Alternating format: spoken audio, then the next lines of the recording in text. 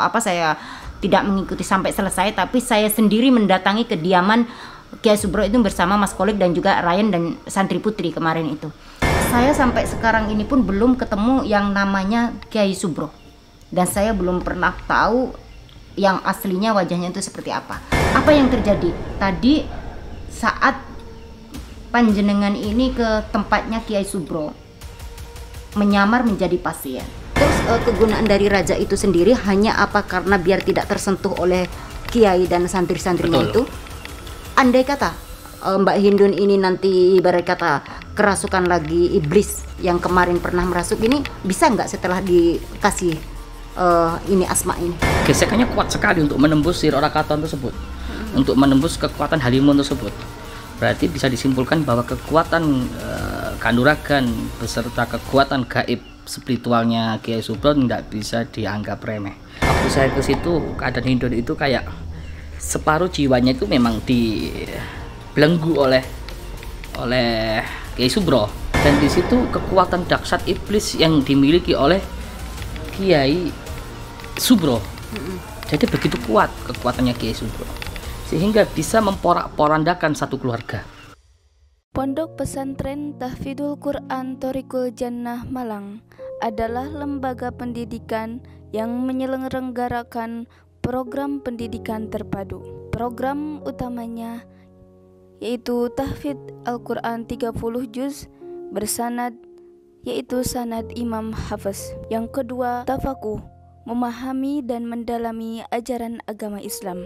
Dan yang ketiga yaitu ilmu hikmah, yaitu ilmu yang mempelajari tentang Al-Quran dan hadis serta untuk mendekatkan diri kepada Allah. Harta yang kita cari pagi, petang, siang, dan malam itu belum tentu kita nikmati. Maka salah satu investasi akhirat sampai ke alam barzah kita adalah pembangunan pondok pesantren. Di antaranya yang terpercaya pembangunan pondok pesantren Tahfidzul Quran Thoriqul Jannah Malang. Rekening wakafnya BNI 12100399714.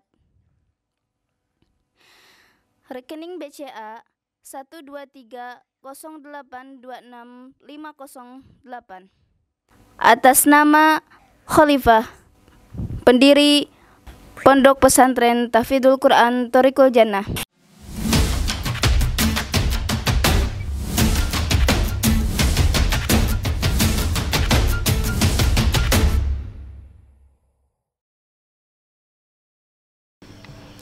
Assalamualaikum warahmatullahi wabarakatuh. Untuk sahabat-sahabat Umi Lifa Official, sahabat Giu, sahabat Gif, sahabat Padepokan Ilmu Hikmah, dan juga sahabat Ustadz Farhan Official dimanapun berada, puji syukur kehadirat Allah Subhanahu wa Ta'ala, dimana saat ini, malam ini kita masih bisa berjumpa kembali dalam keadaan sehat walafiat.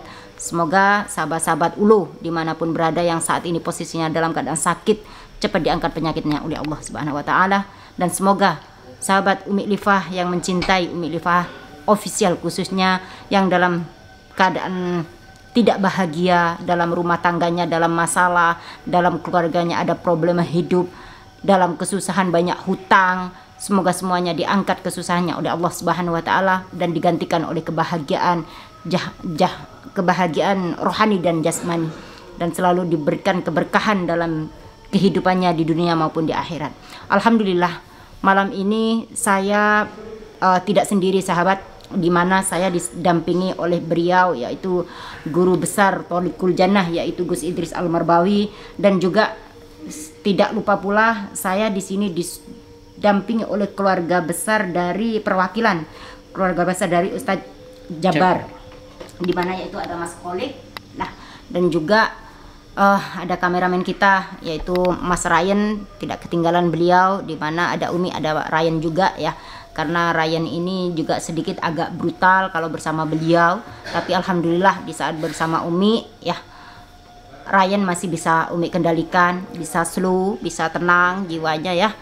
Alhamdulillah sahabat, dimana di sini saya akan melanjutkan tentang perjalanan Kiai Subro, yang dimana kemarin saya telah mengikuti di mana Gus Idris ini mendatangi Kiai Subro. Mungkin ada bentrok atau apa, saya tidak mengikuti sampai selesai, tapi saya sendiri mendatangi kediaman Kiai Subro itu bersama Mas Kolik dan juga Ryan dan Santri Putri kemarin itu.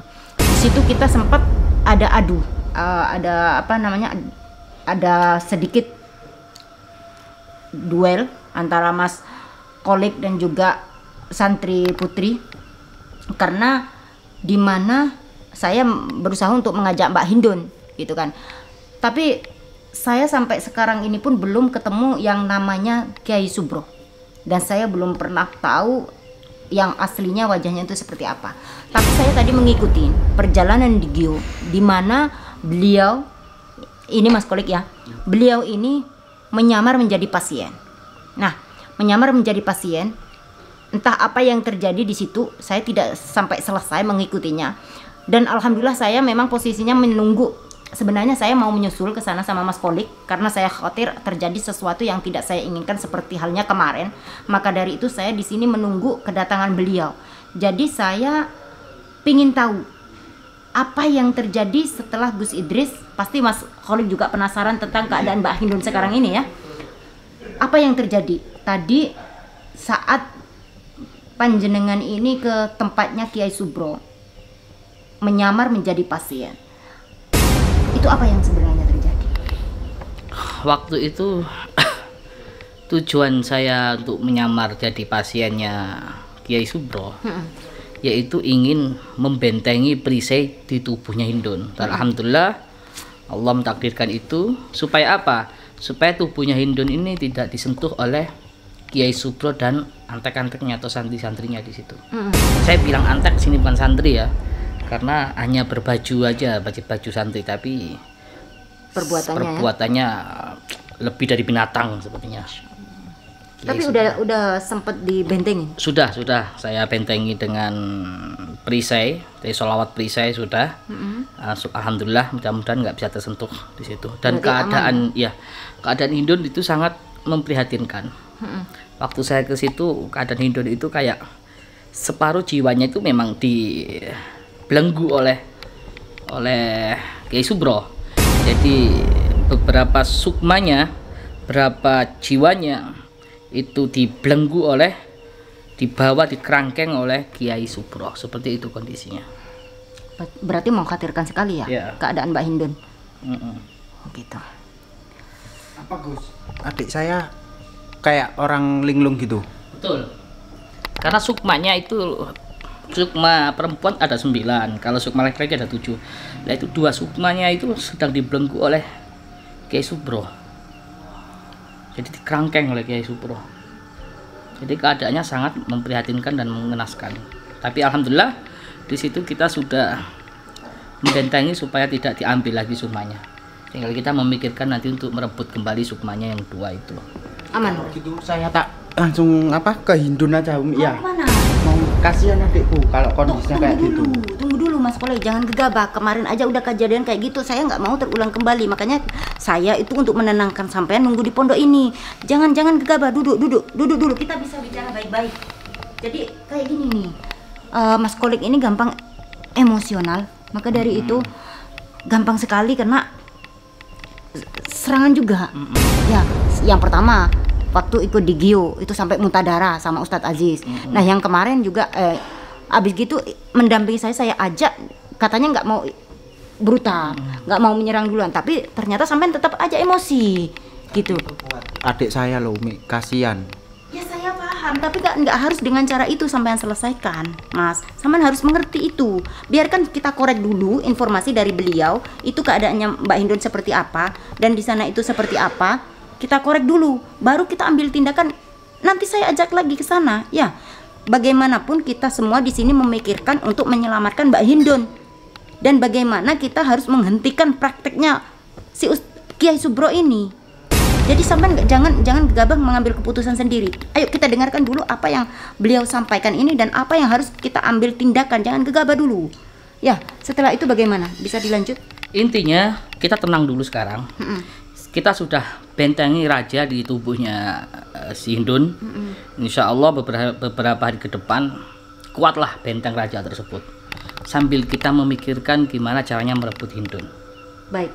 Terus kegunaan dari raja itu sendiri hanya apa karena biar tidak tersentuh oleh kiai dan santri-santrinya Betul. itu?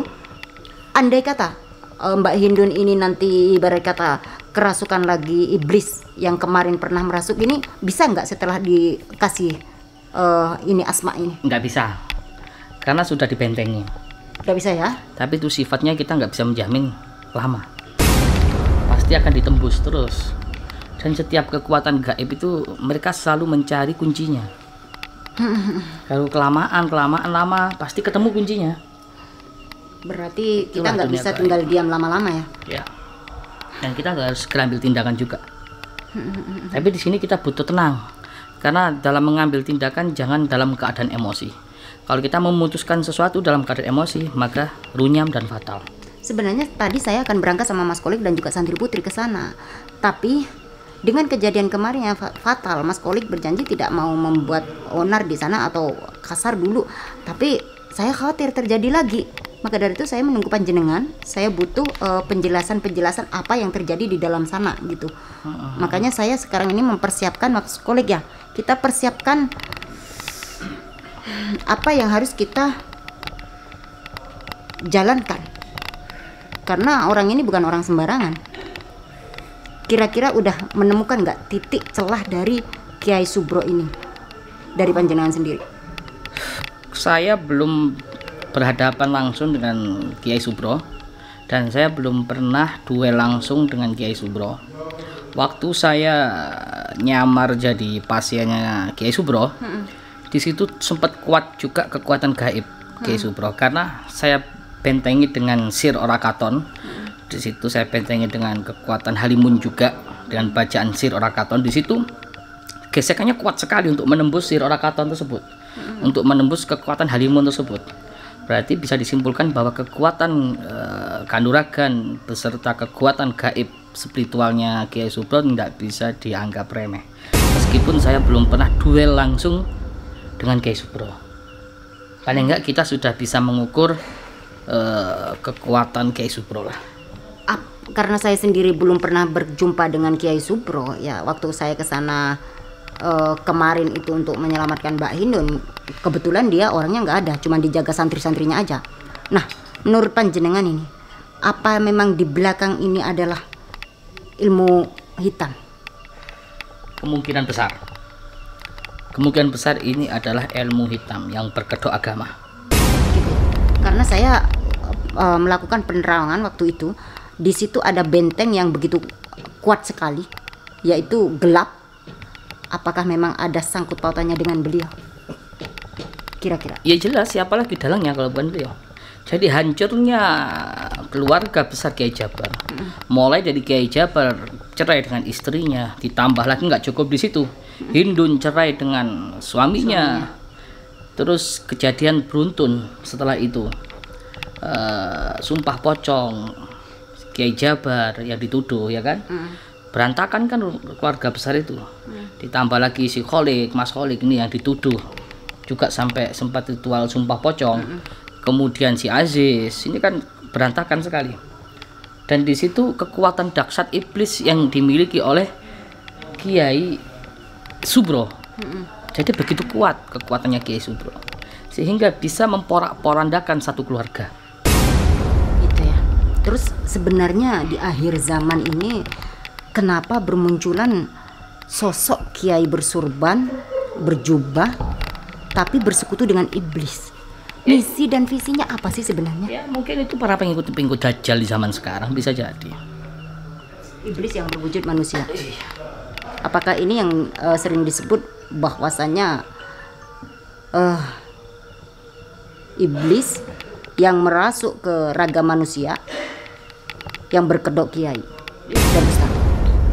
Berarti memang tanda-tanda akhir zaman itu memang benar-benar sudah ada ya, karena ini contohnya udah datang ya. Iya. Dan banyak sekali orang-orang yang tidak beriman, imannya lemah, pasti akan terhasut, akan ikut, apalagi melihat dengan kesaktiannya, yang dimana ini kesaktian ini kalau orang awam begitu saja percaya, pasti, walaupun itu yang dianut adalah ilmu hitam. Terus apa tindakan apa ini panjenengan sebagai ibarat kata pengasuh pondok pesantren, apa tindakan panjenengan? Saya mewakili netizen nih, mewakili teman-teman di luar sana. Kalau ada kiai yang seperti ini, apa tindakan para ulama-ulama yang benar-benar jalannya lurus untuk menghancurkan semua ini? Jadi begini ya, orang-orang seperti itu kan bisa merusak marwah kiai, bisa merusak marwah ulama. Jadi hanya buat kedok itu, mengaku kiai, mengaku ustadz, padahal aliran hitam, padahal dukun, dan itu hanya untuk menuruti hawa nafsunya. Dari situlah kita sebagai praktisi spiritual, maka di situ kita harus mengambil tegas. Bagi para ahli spiritual, di situ kita harus mengambil tegas untuk segera satu memberikan peringatan keras. Jika tidak diindahkan, maka di situ wajib kita perangi. Dengan cara? Dengan cara hisbah, dengan cara apapun konsekuensinya.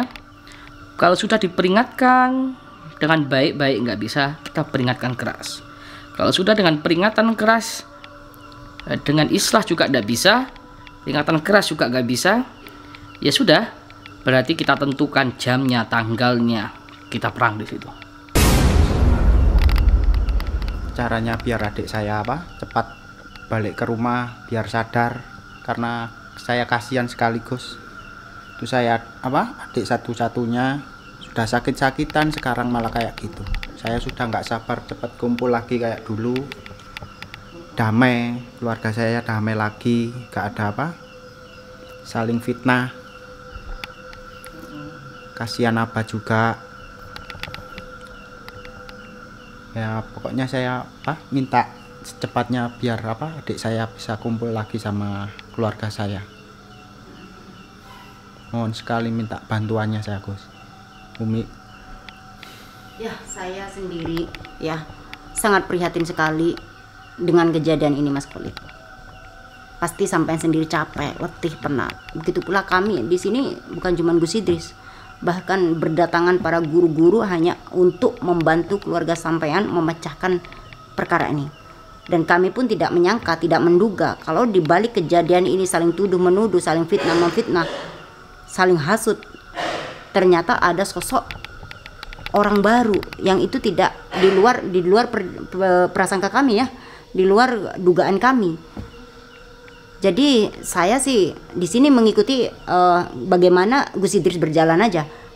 Kalau beliau udah memberikan aba-aba, oh sebentar lagi pasti sudah ini akan terpecahkan ya. Insya Allah nggak akan lama lagi. Tinggal beliau aja bagaimana beliau memberikan tanggapan tentang kejadian ini.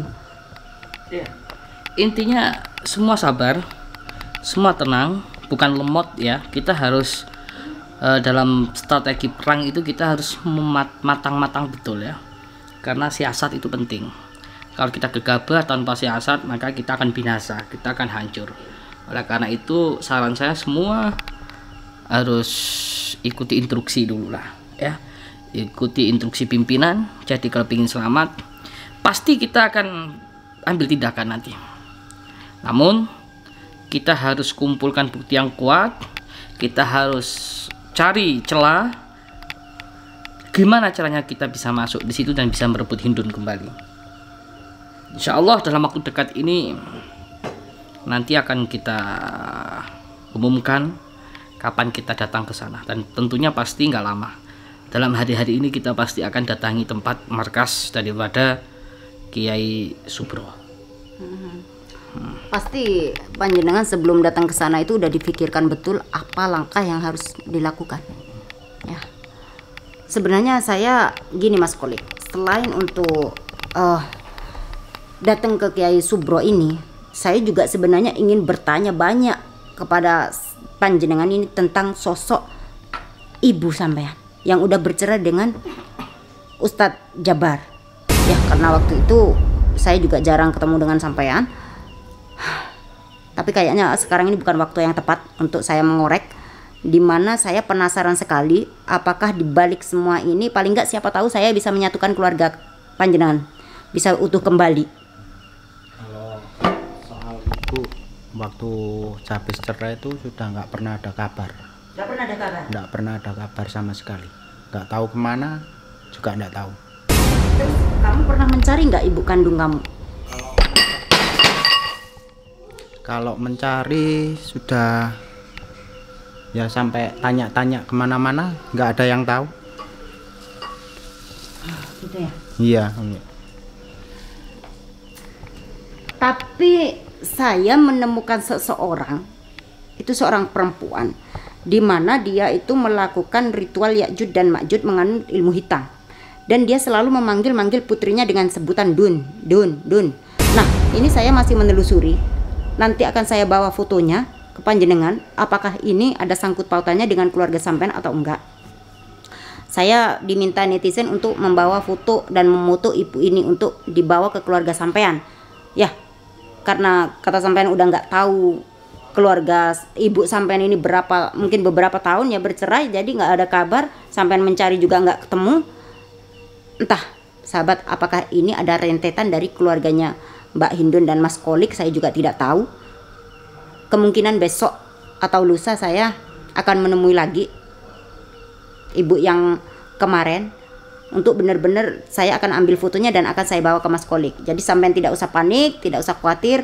Insya Allah saya akan terus berusaha, beliau juga akan terus berusaha sampai benar-benar kasus ini benar-benar terpecahkan. Seberapa sakti sih? Seberapa hebat sih Kiai Subro ini menurut panjenengan? Kekuatannya sebesar apa? Saya belum bisa memastikan karena saya belum duel langsung ya dengan Kiai Subro, tapi saya bisa merasakan kekuatannya yang teramat dahsyat di situ. Kenapa demikian? Saya mencurigai Kiai Subro ini istidraj. Apabila sudah istidraj, yaitu sudah menyatu dengan iblis, maka tidak bisa kita bayangkan bagaimana dahsyatnya dan kuatnya iblis di situ. Apabila dalam diri kita imannya tipis, apalagi nggak punya iman, saya katakan di sini ya, imannya tipis, itu saja mudah ditaklukkan oleh iblis. Apalagi yang nggak punya iman. Nah ini tidak ada benteng yang kuat kecuali benteng keimanan yang ada dalam diri kita untuk menghadapi orang seperti itu. Jadi kekuatan waktu saya nyamar itu bisa merasakan lah kekuatan dahsyatnya, kekuatan goibiyahnya Kiai Subro. Hanya kita bisa tawakal kepada Allah agar kita dihindari dan dijaga oleh Allah dari kekuatan iblis tersebut. Maka saya serukan untuk lebih hati-hati menghadapi Kiai Subro. Ya, begini, karena saya susah sekali untuk bersatu ya, dan kemarin saya berusaha untuk mengambil Mbak Hindun pun saya tidak bisa menemui Kiai Subro, entah kemana beliau ini posisinya. Tapi pas saya ke sana itu santrinya brutal juga sampai menyerang Mas Kolik, dan juga Mbak Hindun sendiri tiba-tiba kerasukan iblis. Jadi ya alhamdulillah waktu itu kena sempat mental juga ya, tapi saya juga harus menyelamatkan mereka. Maka dari itu saya berusaha mundur daripada nanti banyak korban yang berjatuhan, itu pasti saya tidak menginginkan. Terus setelah hari ini penyamaran sampean panjenengan ini menjadi orang yang ibaratnya lupa ingatan, untuk besok atau lusa tindakan apa yang harus sampean lakukan? Apa udah dipersiapkan?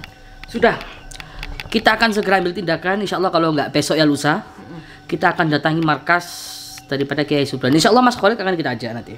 Siap. Sebagai saksi keluarganya, terutama keluarga besarnya Kiai Jabar, termasuk Ustadz Aziz nanti kita datangkan juga. Masya Allah. Ya. Kiai Jabar kita datangkan, termasuk Mas Kolik kita datangkan, dan dari berbagai praktisi kita datangkan nanti. Baik. Untuk datang ke markas Kiai Subro. Kalau gitu Mas Kolik ya, hari ini kita nggak usah berangkat dulu karena kita udah mendapatkan informasi dari Gus dan Mbak Hindun udah dikasih benteng. Insya Allah aman, beberapa saat ini aman. Jadi besok atau lusa saja sampean bersama dengan keluarga ikut beliau ya. Iya. Jadi sampean harus tenang dulu, jiwa sampean tenang biar nggak gampang kena emosi gitu, biar nggak gampang emosi ya. Iya, iya. Baik, terima kasih informasinya sayang ya. Iya. Mungkin itu aja, sampean cepat istirahat ya. Misi kita masih panjang, Mas Kolik juga banyak istirahat dulu karena pasti letih lah pemikirannya ya. Saya nggak bisa dibayangkan bagaimana adiknya saat ini disandra. Kita semua juga masih berusaha keras ya untuk menyelamatkan beliau. Saya juga tidak tinggal diam. Kita dari keluarga besar Thoriqul Jannah semua ikut andil di sini untuk menyelamatkan Mbak Hindun dan kita bawa pulang. Karena sebelum Mbak Hindun bisa dibawa pulang, kita tidak akan berhenti di situ aja. Baiklah sahabat, mungkin itu aja yang bisa saya sampaikan untuk malam ini. Terus dukung kami, dukung channel-channel kami juga ya. Komennya saya tunggu komen-komen dari sahabat, apa yang harus saya lakukan dan harus bagaimana kita hancurkan dengan cara apa. Insya Allah misi saya untuk besok atau lusa saya akan datang ke sana, berusaha. Bila perlu saya nggak mau rame-rame lah mengajak banyak santri. Saya akan gimana caranya Mbak Hindun ini bisa saya bawa pulang. Entah saya masih harus mikir, semalam ini harus mikir dulu untuk bisa benar-benar bisa membawa Mbak Hindun pulang. Semoga aja iblis tidak menyatu kepada diri Mbak Hindun. Mungkin itu aja sahabat. Apabila banyak kekurangan dari saya, mohon dimaafkan. Akhirul kalam, wassalamualaikum warahmatullahi wabarakatuh.